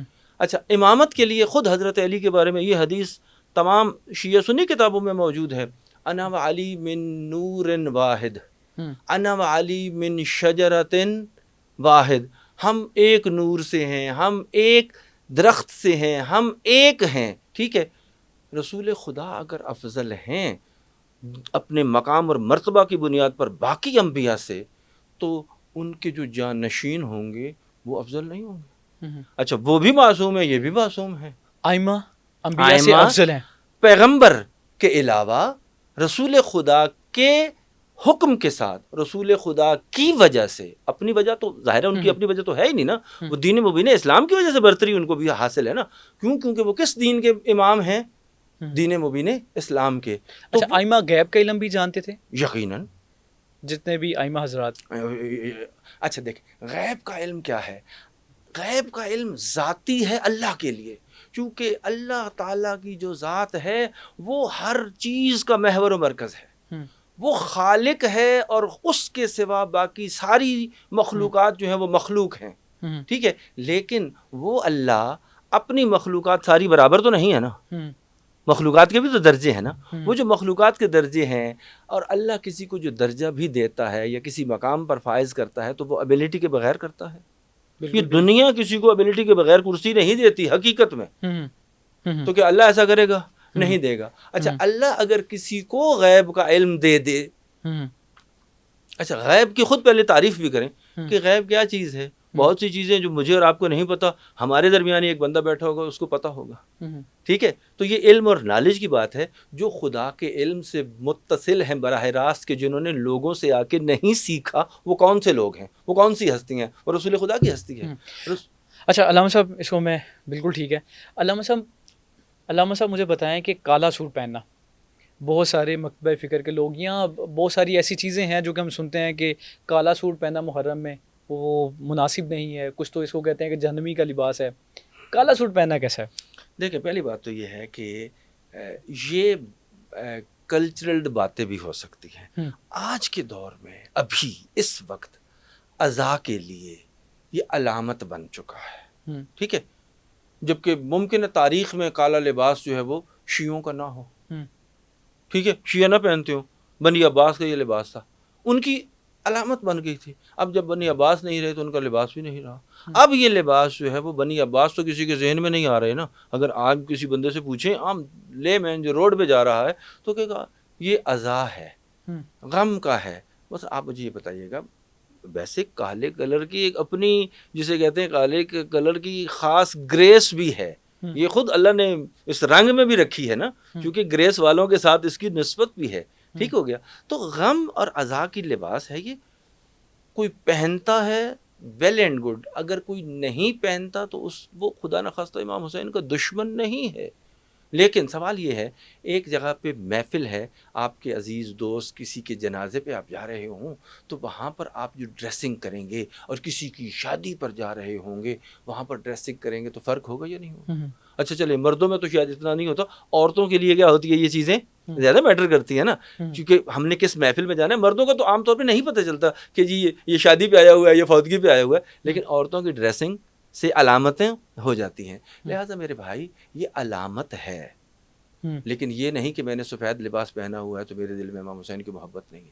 ہاں، میں اظہار کرنا چاہ رہا ہوں کہ میں غم زدہ ہوں، لیکن اگر میں نے اسے فیشن بنا لیا ہے تو یہ میری نیت ہے، یہ میرا ارادہ ہے، یہ میرا معاملہ ہے، میں نے اس کے اندر برانڈنگ کر دی ہے، میں اس کو کمرشلائز اور طریقے سے اس کے بینیفٹ لے رہا ہوں، وہ الگ چیز ہے. مگر نہ کالا لباس فی نفس ہی عزا کی علامت ہے، سادگی ہونی چاہیے. یہ ہمیں بتایا گیا ہے کہ روز عاشور یا محرم میں آپ کی ڈریسنگ سے پتہ چلنا چاہیے کہ آپ عزادار ہیں. ان چیزوں کا خیال تو عزادار نے رکھنا ہے نا. لیکن کالا لباس جو ہے اگر کوئی نہیں بھی پہنتا تو اس کا مطلب یہ نہیں ہے کہ اس کے دل میں غم امام حسین نہیں ہے. جو نہیں پہنتے ان کی اپنی مرضی ہے، جو پہنتے ہیں ان کی نظر میں صرف یہی ہے کہ ہم یہ دکھائیں، یہ بتائیں اپنے آپ کو بھی اور دوسروں کو بھی ہم ان ایام میں کیا ہیں، خوشی والی باتیں یا خوشی والے کام نہیں کرتے. علامہ صاحب، میں علامہ شہنشاہ نقوی صاحب کو سن رہا تھا اور انہوں نے کہا کہ 10 پارے جو ہیں وہ غائب ہو گئے، بکری کھا گئی، کچھ اس طرح کی انہوں نے واقعہ سنایا جس کا مفہوم ہے یہ بات. علامہ صاحب، آپ سمجھتے ہیں کہ پارے جو ہیں وہ 10 بکری کھا گئی تھی؟ دیکھیں، پہلی بات تو یہ ہے کہ آپ جن کا بھی نام لے رہے ہیں وہ میرے بھائی بھی ہیں، دوست بھی ہیں، اور ہم اکٹھے پڑھتے تھے ایک سکول میں، ایک مدرسہ میں، قم میں. ٹھیک ہے. اچھا، اب انہوں نے یہ بات جس طرح سے آپ کہہ رہے ہیں، فرض کریں میں ایک بات کر رہا ہوں نا، جی یہ کہی ہو. یہ ایک دفعہ ہوتا ہے کہ آپ تاریخ میں یہ کہتے ہیں کہ جی شیعوں کے بارے میں یہ کہا جاتا ہے، آپ نقل تاریخ کر رہے ہیں، وہ اور بات ہے. ایک دفعہ آپ یہ کہہ رہے ہیں کہ ہمارا ایمان اور عقیدہ ہے، وہ اور بات ہے. میں اس پہ ڈسکس نہیں کروں گا، بلکہ میں اب اس بات پہ ڈسکس کروں گا کہ کیا شیعہ قرآن میں تحریف کے قائل ہیں؟ تو ہم کہیں گے نہیں، قرآن میں شیعہ تحریف کے قائل نہیں ہیں. کیوں؟ کیونکہ قرآن نے خود یہ فرما دیا ہے کہ اِنَّا نَحْنُ نَزَّلْنَا الذِّكْرَ وَإِنَّا لَهُ لَحَافِظُونَ، ہم اس کے خود محافظ ہیں. بے شک ہم نے یہی ذکر قرآن نازل کیا اور ہم ہی اس کی حفاظت کرنے والے ہیں. اور بھائی، اگر اب میں صرف سمجھانے کے لیے، اگر کوئی پروفیشنل گارڈز اور سیکیورٹی سسٹم لگا ہوا ہو تو اس کو توڑنا ممکن نہیں ہے عام بندے کے لیے. تو جس کام کی ذمہ داری خود خدا براہ راست لے لے کہ میں محافظ ہوں، کون سا مخلوق کا بندہ ہے جو یہ جرت کر سکتا ہے؟ انحراف کر سکتا ہے لیکن جرت کر سکتا ہے اس میں کمی بیشی کا قائل ہو. لہذا قرآن مجید میں کسی قسم کی تحریف کا شیعہ مکتب قائل نہیں ہے. 30 پارے ہی ہیں. 30 پارے سے ہٹ کر بھی میں بات کرنے لگا ہوں. قرآن مجید کے جو الفاظ ہیں، یعنی بسم اللہ سے لے کے والناس کی جو سین ہے، اس تک جتنے الفاظ کی جتنی ترتیب ہے کہ کس لفظ نے کس کے ساتھ اور کس کے آگے اور کس سے پہلے ہونا ہے، جسے آیات کہتے ہیں، وہ چند آیتیں مل جائیں گی تو وہ کیا ہو جائے گا، الفاظ ملیں گے تو آیت بنے گی. کس آیت نے کس پارے میں کس سورہ کے بعد کس آیت کے بعد آنا ہے، یہ ترتیب بھی توقیفی ہے. توقیفی کا مطلب یہ ہے کہ اس میں رسول اللہ کو بھی یہ اختیار نہیں ہے کہ وہ یہ کہیں کہ اس آیت کو یہاں پہ لگا دو، اس آیت کو یہاں پہ لگا دو اپنی مرضی سے. ہاں، وہ ہمیں بتائیں گے کہ اس کو اس طرح سے لگا دو، اس کو اس طرح پہ لگاؤ، یہ اس کو لگاؤ.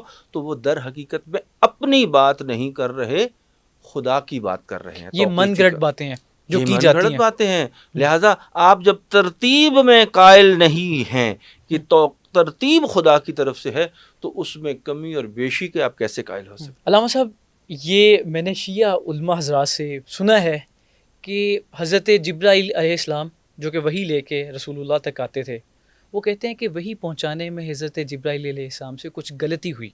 کیا اس عقیدے پہ آپ یقین رکھتے ہیں؟ دیکھیں، پہلی بات تو یہ ہے کہ یہ بات جس شیعہ بندے نے بھی کی ہے، در حقیقت میں اسے شیعہ مکتب کا پتہ بھی نہیں یا سمجھ ہی صحیح بات نہیں آئی. آپ یہ دیکھیے گا کہ ہم جتنے بھی فرشتے ہیں ان کو معصوم سمجھتے ہیں، اور معصوم کا کیا مطلب ہوتا ہے؟ وہ غلطی نہیں کر سکتا. اچھا، فرشتوں کی بھی درجات ہیں اور ان درجوں میں جبریل، حضرت جبریل جو ہیں وہ سید الملائکہ ہیں، اور سید الملائکہ اتنا بڑا بندہ، اتنی بڑی ہستی، اس نے سید الانبیاء پہ آخری وحی لے کے آنی ہے. یار یہ تو اتنی غلطی یعنی فاش تو لوگوں میں نہیں ہو سکتی، عام دنیا کے کاموں میں ایسی غلطی نہیں ہوتی، تصور نہیں کیا جا سکتا، یعنی گورنمنٹ کے جو پروٹوکولز اور سٹینڈرڈز ہوتے ہیں. اور پھر جب ہم کہتے ہیں کہ جبریل تو غلطی کر نہیں سکتا، تو وہ تشخیص میں کیسے غلطی کر سکتا ہے کہ یہ جی اس نے وہاں پہ جانا تھا اور وہاں پہ چلا گیا؟ ایسا تو نہیں ہو سکتا نا. پھر آپ اس کا مطلب یہ ہے کہ آپ کو پتہ ہی نہیں کہ جبریل کا مقام کیا ہے، آپ کو پتہ ہی نہیں کہ رسول کا مقام کیا ہے. ٹھیک ہے، تو یہ بالکل جسے کہتے ہیں یہ ویسے یہ آپ نے دیکھا ہوا تھا، سنا ہے آپ نے جو جنہوں نے یہ کہا ایسی تھا؟ باتیں بے شمار باتیں ہوتی ہیں، لوگ کرتے ہیں، لیکن بہت سی باتیں ہوتی ہیں جن کا حقیقت سے کوئی کنسرن نہیں ہوتا. تو یہ بالکل ابس لغو اور بے بنیاد بات ہے. جبریل غلطی نہیں کر سکتے. جبریل جو ہے وہ حضرت پیغمبر پہ وحی لے کے آیا اور انہیں پر لے کے آنا تھا، اور وحی آنی بھی انہیں پہ تھی. بعض اوقات ہم دیکھتے ہیں کچھ جلوس نکلتے ہیں، حضرت امام حسین علیہ السلام ان کی شبیہ بنائی جاتی ہے اور بیبیاں بنائی جاتی ہیں. مجھے لگتا ہے کہ بی بی کا نام تو باوضو ہو کے لینا چاہیے، بے شک اور روڈ گلی پہ یا چوک چوراہوں پہ نام ہی نہیں لینا چاہیے. وہ بیبیاں بنائی جاتی ہیں اور ہاتھ میں ہتھکڑیاں لگائی جاتی ہیں، چینیں لگائی جاتی ہیں، زنجیریں لگائی جاتی ہیں، اور ان کو نعوذ باللہ اور شیمر بنایا جاتا ہے، شیمر لے کے جا رہا ہوتا ہے. اللہ سے میں جب اس کو دیکھتا ہوں تو میرا خون کھولتا ہے. ٹھیک ہے، مجھے بتائیں کہ یہ مناسب ہے کہ بیبیوں کو آپ روڈ پہ لے کے جائیں، آپ ان کو ان کے ہتھکڑیاں لگائیں؟ وہ کیا منظر کشی کے کرنا چاہ رہے ہیں آپ؟ پھر پہلی بات اس کو ہم دو طریقے سے دیکھیں گے. ایک دفعہ دیکھیں گے دینی اعتبار سے، ایک دفعہ دیکھیں گے کلچرل اعتبار سے.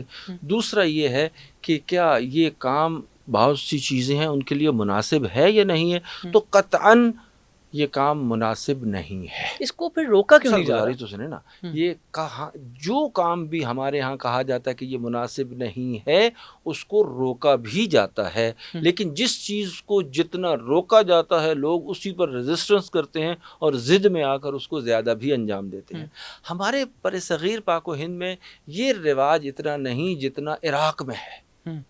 ٹھیک ہے، علامہ صاحب پچھلے سال پاکستان میں بھی اچھا یہ اب ہوا. میں کہہ رہا ہوں نا، اب چونکہ چیزیں ٹریول ہوتی ہیں نا ایک جگہ سے دوسری جگہ پہ، کلچرل تو ٹریول ہوتے ہیں نا، تو وہ جب ہمارے ہاں آتی ہیں ہم کہتے ہیں کہ ان چیزوں کو نہیں ہونا چاہیے، اس کی حوصلہ افزائی نہیں ہونی چاہیے. کیونکہ اس سے پازیٹیو میسج کی بجائے نیگیٹو میسج زیادہ جاتا ہے. لہٰذا نیگیٹو میسج اگر جا رہا ہے تو آپ کو امام حسین کے پیغام کو لوگوں تک پہنچانے کی ذمہ داری تھی، نہ یہ کہ اس کو خراب کر کے لوگوں کو دور کرنے کی ذمہ داری تھی. تو یہ نہیں ہونا چاہیے، نہیں ہونا چاہیے. اس سے اصلاح نہیں ہوگی. ہاں جہاں پہ ہوتا ہے ان کے ہاں پہ بھی ایک کلچرل بنیادوں پر کچھ کام ہوتے ہیں کہ جو ہمارے کلچر سے میچ نہیں کرتے.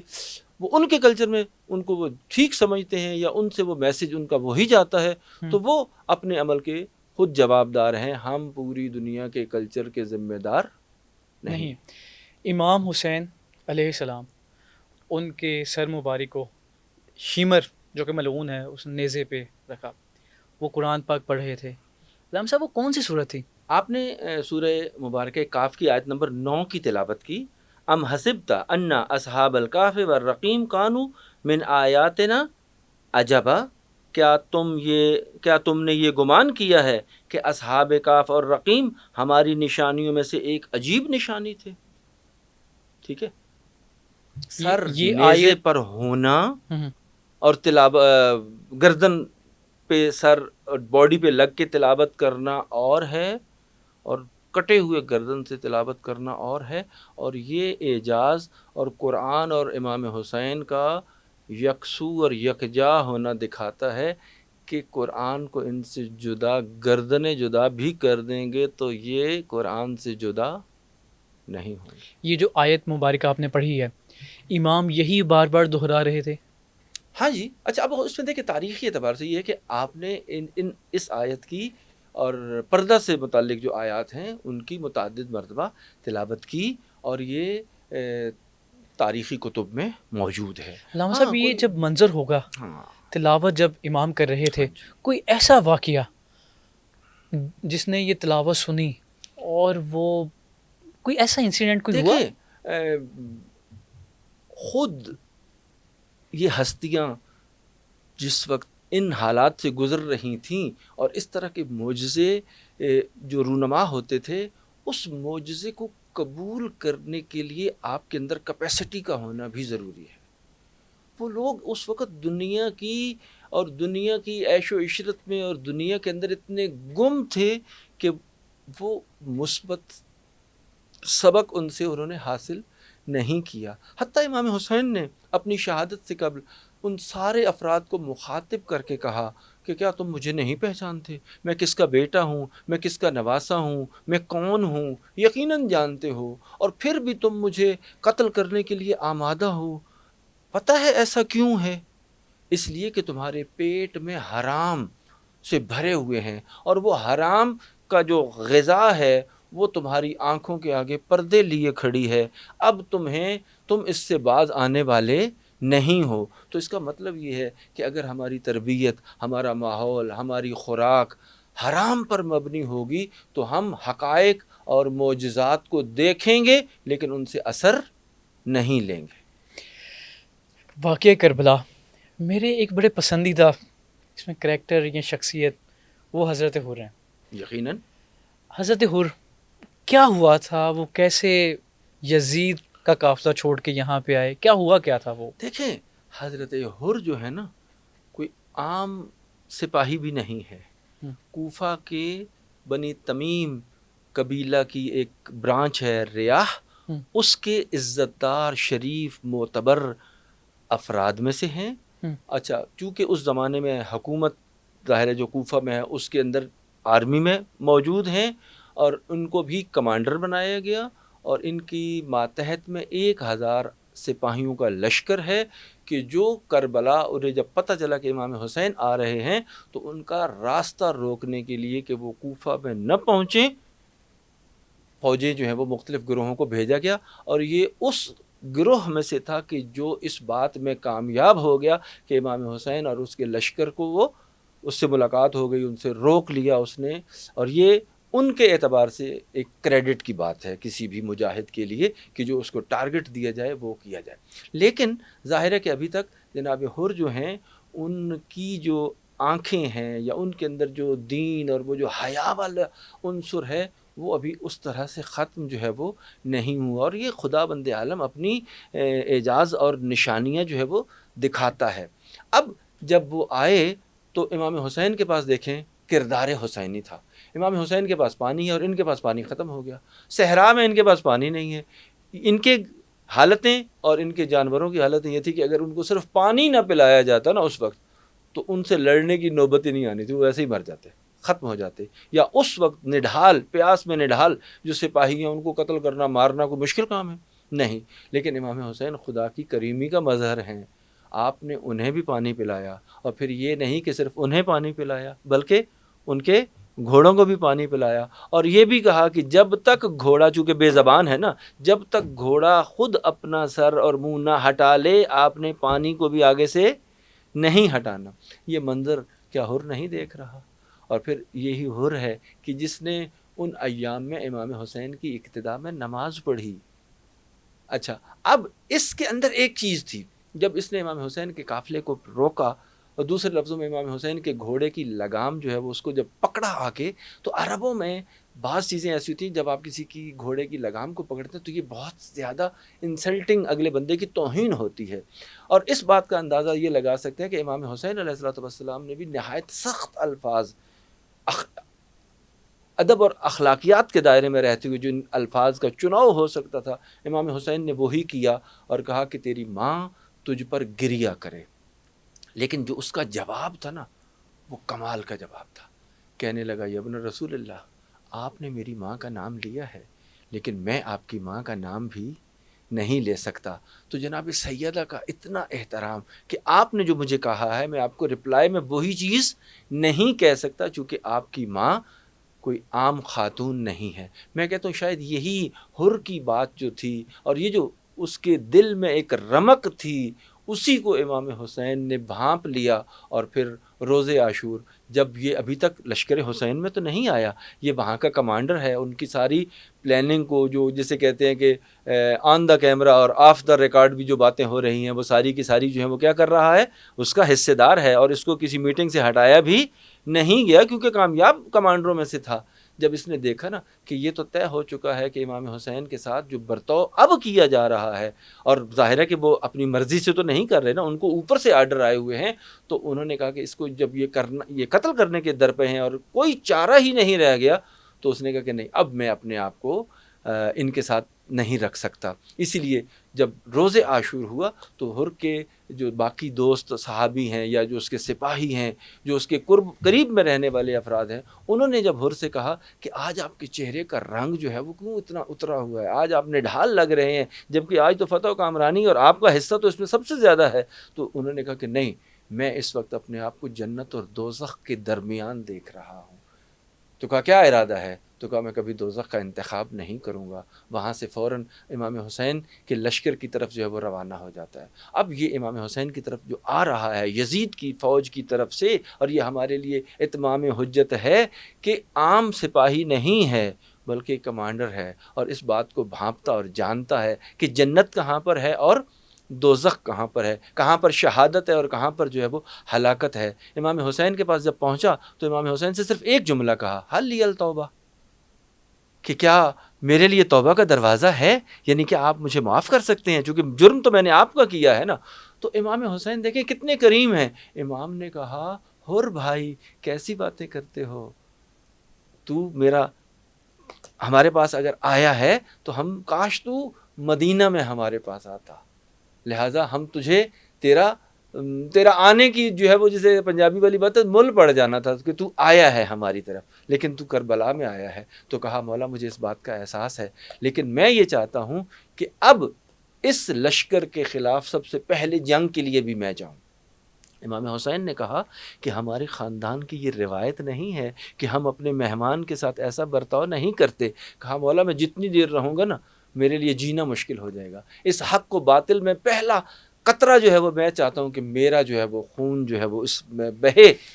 اور جب شہید ہوئے تو امام حسین نے جب ان کی سرحانے پہنچے تو ایک جملہ فرمایا کہ کہا کہ تو واقعا دنیا اور آخرت میں حر ہے کہ جیسا تیری ماں نے تیرا نام جو ہے وہ حر رکھا ہے.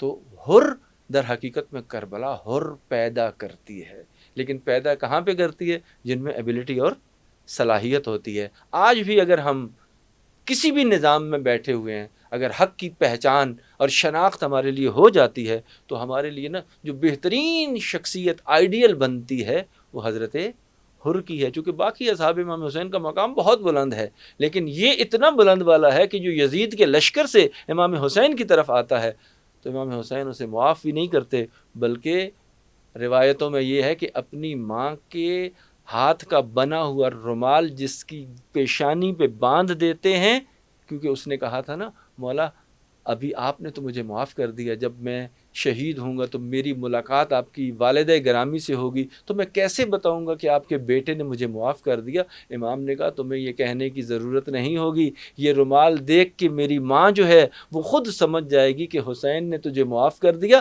تجھے کہنے کی ضرورت نہیں، تیرے استقبال کے لیے کھڑی ہو. تو عزیزاً میرے بھائی، یہ خاندان کرامت کا خاندان ہے، یہ خاندان جو ہے وہ خدا تک لوگوں کو پہنچانے کا ہے. کربلا کوئی معمولی واقعہ اسی لیے نہیں ہے کہ دشمن اسے مٹانا چاہیں، یہ نہیں مٹ سکتا چونکہ یہ حق ہے، اور جو حق کے ساتھ ہوتے ہیں انہیں بھی کوئی مٹا نہیں سکتا. علامہ صاحب آپ نے وہ ایمان تازہ کر دیا. سلامت رہیں. بہت شکریہ آپ کے قیمتی وقت کا. مجھے لگتا ہے یہ پوڈ کاسٹ نہیں تھی، یہ سیکھنے سکھانے کا عمل تھا، بلکہ سکھانے کا نہیں سیکھنے کا عمل تھا. میں نے سیکھا اور آپ نے سکھایا. علامہ صاحب مجھے لگتا ہے کہ اس پوڈ کاسٹ سے بڑا فائدہ ہوگا اور دیکھنے والوں کو بھی بہت فائدہ ہوگا، کیونکہ کچھ ایسے سوالات تھے جو آپ نے بتایا کہ من گھڑت ہے، اس میں کوئی حقیقت نہیں ہے. تو اس پوڈ کاسٹ کی وساطت سے ہم نے اپنے دیکھنے والوں تک تمام سوالات پہنچائے. بہت شکریہ. آخر میں کچھ کہنا چاہیں تو کہہ سکتے ہیں، پھر ہم اختتام کرتے ہیں. احتشام، دیکھیں آپ کا نام کتنا پیارا ہے. احتشام کا مطلب بھی حشم ہے، شہامت ہے، ٹھیک ہے، عزت، ٹھیک ہے. آپ کا جو کام ہے نا یہ سوشل میڈیا کا کام، ہم تو عام دنیا میں ایسے سمجھتے ہیں یہ شیطانی کام ہے. یہ شیطان کا کام جہاں پر ہوگا پھر وہاں پہ رحمان کے کام کی آواز کو بلند کرنے والوں کا ہونا بھی ضروری ہے. تو آپ اور یہ ہمارا جو میڈیا ہے ہم نے اس کے ذریعے سے لوگوں کی ہدایت کے سامان کو فراہم کرنا ہے. ہم نے اگر لا الہ الا اللہ محمد رسول اللہ پڑھتے ہیں، بلو ہمارا کسی بھی فرقے سے تعلق ہو، وہ اس کی کئی وجوہات ہو سکتی ہیں، لیکن ہمیں حق کو کبھی حق کے مقابلے میں نہیں جانا چاہیے، حق کی معرفت رکھنی چاہیے. اور کسی بندے کے لیے بقول جیسے کہتے ہیں کہ ہم نے ایسا کام کریں کہ ہدایت کا رستہ ہموار ہو، نہ یہ کہ ہدایت سے دور کرنے کا رستہ جو ہے وہ ہموار ہو. تو میں چاہوں گا کہ ہماری جتنی بھی پوسٹ کارڈز ہوتی ہیں، چاہے کوئی بھی آئے، اس میں یہی عنصر ہو کہ ہم سیکھیں. اگر ہمارے اندر ایبلٹی ہوگی تو مومن تو ہوتا ہے، وہ تو جسے کہتے ہیں کہ برائی میں سے بھی اچھائی کو جو ہے وہ لے لیتا ہے اور وہاں سے جو ہے وہ اپنے لیے سیکھ لیتا ہے. آخر میں صرف ایک جملہ کہ جو حضرت امام جعفر صادق علیہ السلام کا فرمان ہے کہ میرا بہترین دوست وہ ہے جو میرے نقائص کی نشاندہی کرے. چونکہ اگر میرے نقائص جو ہیں وہ دور ہو گئے تو پھر میں بہتر ہو جاؤں گا.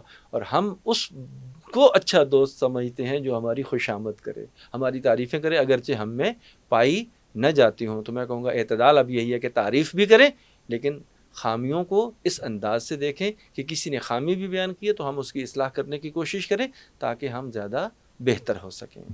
بہت شکریہ خواتین و حضرات. یہ پوڈ کاسٹ آپ نے اس کو اینڈ تک سننا ہے، اور بہت سارے سوالات جو کہ ہمارے معاشرے میں وہ من گھڑت باتوں سے جنم لیتے ہیں، تو مجھے لگتا ہے وہ سارے سوال ہم نے علامہ صادق صاحب کے سامنے رکھنے کی کوشش کی، اور انہوں نے بڑی خندہ پیشانی کے ساتھ جوابات دیے. یہ پوڈ کاسٹ آپ کو کیسی لگی کمنٹ سیکشن میں ضرور بتائیے گا، اور اگلی پوڈ کاسٹ کے لیے دیجیے اجازت. اللہ نگہبان.